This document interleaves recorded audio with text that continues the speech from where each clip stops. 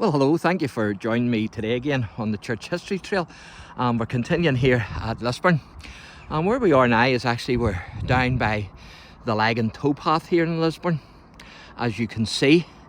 And where we are is actually at the back of the Barbour Threads old buildings. And you really get a good view of the buildings actually from here. And I'm going to take you a wee walk along here because it does really let you see the size of the site. And there's the old buildings there, and then also there as well, as you can see. And of course it was William Barbour in 1823 who had bought a former bleach mill at Hilden, and he built a water powered twisting mill on the site. And of course he used the water then obviously from the Lagan here, but quite a substantial site, as you can see. And I'll just take you a wee walk up here and I'll let you see the properties. And as I said in the last wee video, they were meant to be building a hotel here and apartments and different stuff, but it fell through, and I'm not sure why it fell through. That was a few years ago now.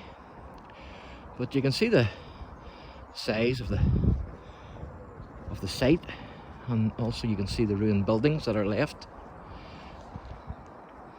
Zoom in and let you see the far one there.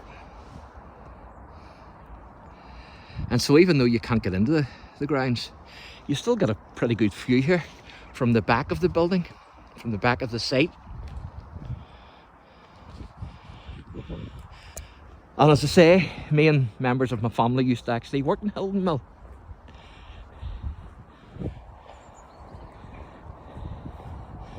Some people might put a question mark there to whether I actually worked or not, or where I just turned up.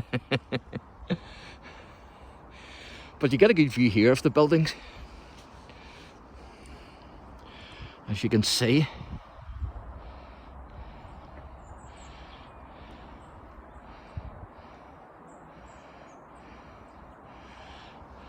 And as I said in the last wee video, this company was actually, it was believed that they were the biggest in the world at one time. And in 1914, they had about 2,000 employees working for them.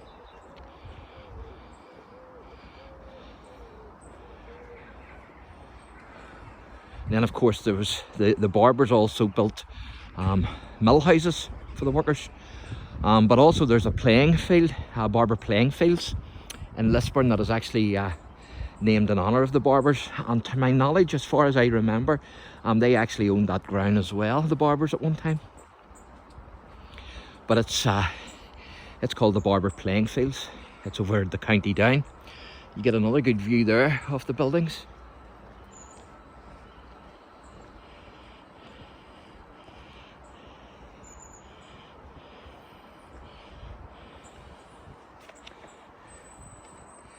As you can see.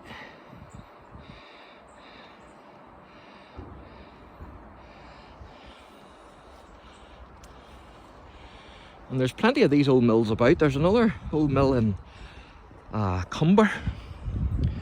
So there is, but it's actually, they've made apartments out of it, and it looks very well. There's the chimney. I'll try and zoom in and let you see that the best I can, with those trees blocking it. That's the chimney.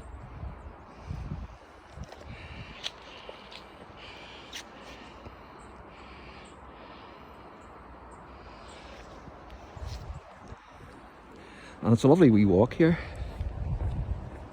down by the Lagan. Now I have to say, I cheated because I parked my car.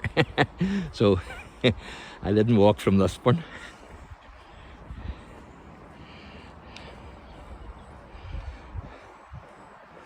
And then there's more there, buildings of the mill. You get a better wee view here of the chimney.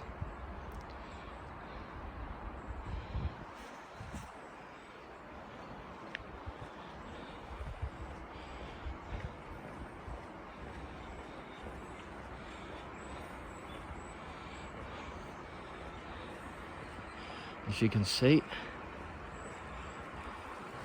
And you have to watch here if you are walking down the towpath, because as you can see the flying bikes here, so just be careful. And there's another building there. So this is at the back. We were at the front earlier in the last video, but now we're at the back and we're at the other side then of the lagan. But again, you get a good view here off the building.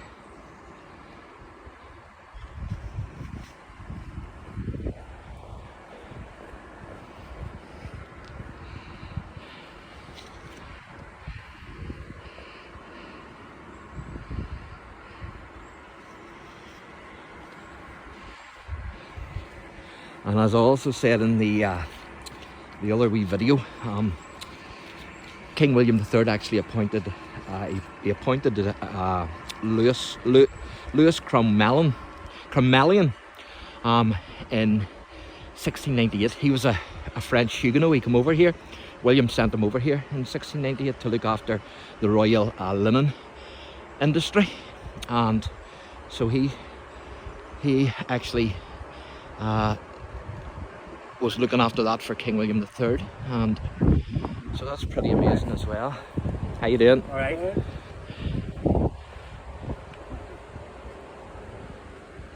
And of course, the Huguenots, there was a lot of Huguenots came to Lisburn, as many other countries, because of the persecution in France by King Louis XIV. And there was that many Huguenots in Castle Gardens, or Castle Street, and that's where the Huguenot church was, and I also hope to do a wee video on the church. But there was that many of them. There was 70 come over with Crommelin, and there was that many of them that it's unofficially it was known as the Huguenot quarter, where you have the Irish quarter, the Scotch quarter in different places. Well, this was unofficially the Huguenot quarter, because there was that many Huguenots living in Castle Street.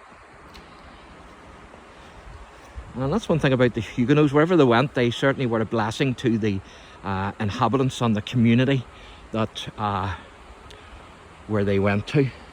And so I'll give you a wee view here. Last wee view of the buildings, the best I can here anyway, with the trees blocking. And in another wee video, I hope to show the connection between oxtail soup and the Huguenots. And so make sure you watch that one. So thanks for watching, and again, if you enjoy the channel, then please like and subscribe. God bless.